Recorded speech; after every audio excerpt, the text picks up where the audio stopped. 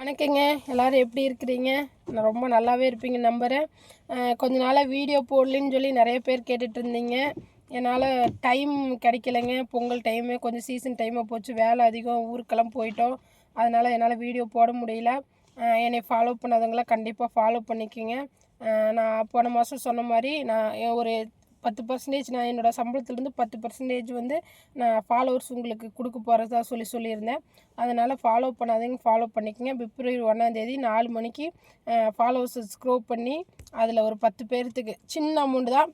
இந்த மாதம் சின்ன அமௌண்ட்டு தான். இது பல ஆயிரங்களா லட்சங்களாக கூட மாறலாம்.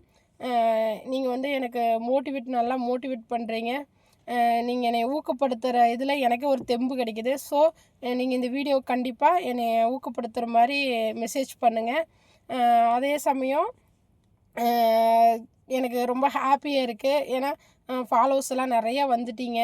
எனக்கு போதும். நம்மளுக்கெல்லாம் லட்சக்கணக்கிலலாம் மில்லியன் கணக்கிலலாம் போகணுங்கிற ஆசையெல்லாம் இல்லைங்க. நான் செய்கிற வேலைங்களும் நான் பண்ணுற கஷ்ட வேலைங்களை நான் ஒரு 10 பேர் தெரிஞ்சு இவங்க இவ்வளோ கஷ்டப்படும்போது நம்மளால் பட முடியாதான்னு நினச்சாங்கனாலே எனக்கு ரொம்ப சந்தோஷம். பெண்களுக்கு எல்லாத்துக்கும் நான் ஒன்றே ஒன்று சொல்லிக்க விரும்புகிறேன்.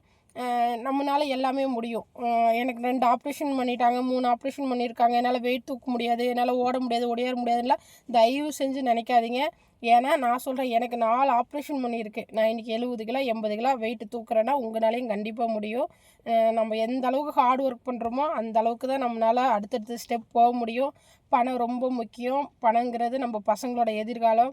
நம்ம நல்லா இருக்கும்போதே 10 காசு சேர்த்திடணும்னு சொல்லுவாங்க பெரியவங்க. அதனால் நீங்கள் எல்லாருமே ஏதாவது ஒரு வேலையை கண்டிப்பாக உங்களுக்கு தெரிஞ்ச வேலையை கண்டிப்பாக செய்யுங்க. அதுக்குண்டான எஃபோர்ட் போடுங்க. மேலே கடவுள்னு ஒருத்தர் இருக்கிறார். அவர் கண்டிப்பாக நம்மளை பார்ப்பார்.